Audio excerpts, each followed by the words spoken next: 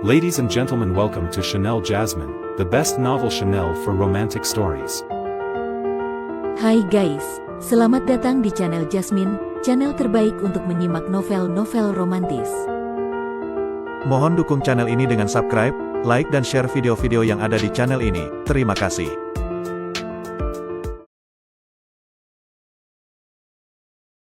Kaisar Agung Seni Bela Diri Bab 1305.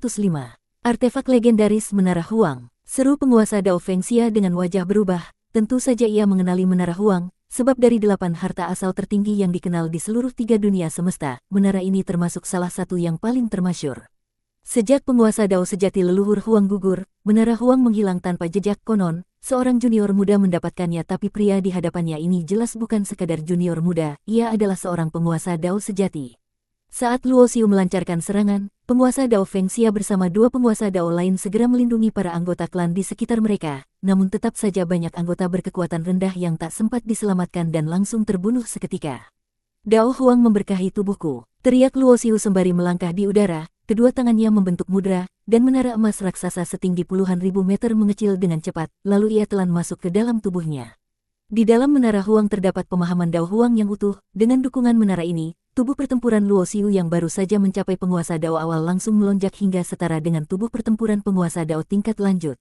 Dengan kekuatan fisik semacam ini, ia bahkan mampu menahan serangan dari senjata Dao kelas atas hanya dengan tubuhnya. Mati. Dalam satu lompatan dimensi, Luo Xiu sudah berada tepat di depan penguasa Dao Fengxia. Aura kematian hitam pekat berkumpul pada tinjunya, membuat lawannya merasa seolah satu kakinya sudah melangkah ke gerbang kematian. Dao Huang, Dao Ruang, Dao Kematian. Seru penguasa Dao Fengxia dengan wajah pucat. Dalam waktu singkat, lawannya telah menunjukkan 3 jenis Dao besar sekaligus pada tingkat kekuatan seperti miliknya. Ia tentu menyadari betapa mengerikannya seorang penguasa Dao yang menguasai 3 Dao sekaligus. Namun ia bukan orang sembarangan. Sebagai penguasa Dao tingkat lanjut, ia adalah salah satu eksistensi terkuat yang jarang menemukan tandingan di seluruh hamparan semesta, kecuali bertemu penguasa Dao sejati. Suara ledakan menggelegar memenuhi langit. Dalam sekejap, mereka telah bertarung puluhan kali. Gelombang energi yang terlepas menghancurkan sebagian besar wilayah leluhur klan Phoenix menjadi reruntuhan. Wilayah api Phoenix, seru penguasa Dao Fengxia, dan seekor Phoenix abadi muncul di belakangnya, memancarkan cahaya suci, sayapnya terentang, menutupi langit dan bumi. Sebuah wilayah yang dipenuhi api segera menyebar, membungkus Luo Xiu di dalamnya. Meski dengan bantuan Menara Huang tubuh Luo Xiu sudah sekuat penguasa Dao tingkat lanjut, ia tetap mengerang kesakitan. Tubuhnya tak sanggup menahan panas dari wilayah api tersebut. Memang pantas disebut penguasa Dao tingkat lanjut. Dari segi kekuatan murni, aku masih belum sebanding, gumamnya sambil membuka wilayah Dewa Perubahan. Namun wilayah mutlak selebar 100 meter itu pun ditekan oleh panas menyengat dari wilayah api, memaksa Luo Xiu untuk terus mundur. Api Dewa Perubahan, serunya lagi, dan nyala api muncul dari seluruh tubuhnya. Api itu terkadang berbentuk, terkadang tidak, walaupun secara kekuatan tak sekuat api milik penguasa Dao Fengxia, tapi perlahan-lahan mulai menelan dan memperkuat diri dengan menyerap api musuh.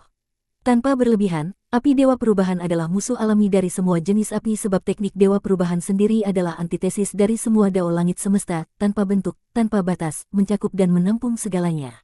Musnahkan dunia, teriak penguasa Dao Fengxia, berubah menjadi semburat cahaya api. Di tangannya muncul sebuah tombak panjang, dan dengan satu tusukan, langit dan bumi terguncang, bintang-bintang jatuh, dan nyala api membara hendak membinasakan seluruh alam. Api yang terpancar dari tombak ini bahkan lebih hebat daripada dari wilayah apinya. Meski belum tertusuk, Luo Xiu sudah merasakan tubuhnya seperti hendak meleleh.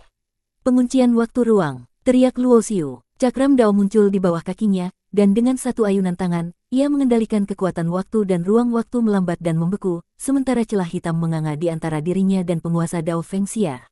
Dao waktu, kau bahkan menguasai 4 Dao dan tetap bisa mencapai tingkat penguasa Dao. Penguasa Dao Fengxia makin terpukul, dan di saat bersamaan keyakinannya untuk membunuh Luo Xiu pun kian menguat. Musuh seperti ini terlalu berbahaya. Seorang penguasa Dao yang menguasai 4 Dao besar, bila dibiarkan tumbuh hingga penguasa Dao tingkat menengah, maka bahkan dirinya yang penguasa Dao tingkat lanjut pun tak akan sanggup menghadapinya. Membakar langit, teriak penguasa Dao Fengxia, dan meskipun waktu di sekelilingnya telah dibekukan, api yang membakar tubuhnya begitu panas hingga kekuatan waktu pun tak sanggup mendekat. Nyaris tak terpengaruh, ia langsung mengeluarkan satu teknik ilahi yang jauh lebih kuat. Dalam sekejap, seluruh tanah leluhur klan Phoenix abadi diselimuti oleh lautan api tanpa batas. Setiap inci ruang dipenuhi api mengerikan, membakar ruang itu sendiri hingga musnah, dan yang tersisa di antara langit dan bumi hanyalah kobaran api. Kau salah, Kekuatanku jauh melampaui apa yang bisa kau pahami. Terdengar suara dingin dari balik api, dan sesaat kemudian, cahaya tajam seperti bilah darah membelah segalanya. Begitu cahaya itu muncul, aura membunuh yang begitu mencekam memenuhi langit dan bumi, membuat banyak anggota klan Phoenix ketakutan hingga roh mereka seakan tercerabut dari tubuh, bahkan penguasa Dao Fengxia sendiri, seorang penguasa Dao tingkat akhir, terbelalak belum pernah dalam hidupnya ia merasakan aura pembunuh semengerikan itu. Refleks pertama Fengxia adalah mundur, namun ia segera menyadari bahwa dirinya telah terkunci oleh aura tersebut, tak mampu bergerak sedikit pun. Ketua klan, dua penguasa Dao tingkat awal yang selama ini berjaga di dekatnya panik dan langsung melesat, karena mereka tak menjadi target serangan, mereka masih bisa bergerak dan segera mengerahkan Daoki masing-masing untuk menahan serangan itu. Namun, senjata Dao mereka yang kuat hancur seketika seolah hanya terbuat dari tahu, tubuh mereka pun langsung tercabik bersama darah yang menyembur kemana-mana. Meski mereka telah mengorbankan diri, cahaya pedang berdarah itu tetap menghantam tubuh penguasa Dao Fengxia dan menembus dirinya. Ia masih berdiri di udara, nyala api kuat masih mengelilinginya, matanya membelalak, terpaku pada Luo Xiu. Berdoalah agar istriku masih hidup, kalau tidak, maka mulai hari ini, klan Phoenix abadi akan lenyap dari alam semesta ini, ujar Luo Xiu dengan nada yang begitu dingin sambil melakukan teleportasi dan muncul tepat di hadapan penguasa Dao Fengxia. Tanpa ragu, ia menghantamkan telapak tangan dan menghancurkan tubuh wanita itu hingga meledak dalam percikan darah dan daging. Dengan satu sapuan kesadaran, Luo Xiu tak menemukan jejak jiwa inti dari penguasa Dao Fengxia. Serangan dari pedang darah pemusnah dewa memang terlalu buas, dua penguasa Dao awal saja langsung mati, dan kekuatan sisanya cukup untuk menghancurkan jiwa Fengxia. Kalian semua pantas mati, gumam Luo Xiu dari langit, memandang seluruh anggota klan Phoenix abadi dari atas, lalu tubuhnya berubah dan terbagi menjadi 10 wujud. Inilah 10 jurus abadi. Meskipun kekuatannya kini telah mencapai tingkat penguasa Dao, jurus ini tetap hanya bisa bertahan selama 1/4 jam, namun itu sudah lebih dari cukup untuk membantai seluruh klan yang kini kehilangan semua penguasa Dao. Hanya dalam waktu 2 batang dupa, 9 wujud kembali bersatu dengan tubuh utama, dan tanah leluhur klan Phoenix abadi pun telah menjadi tanah kematian.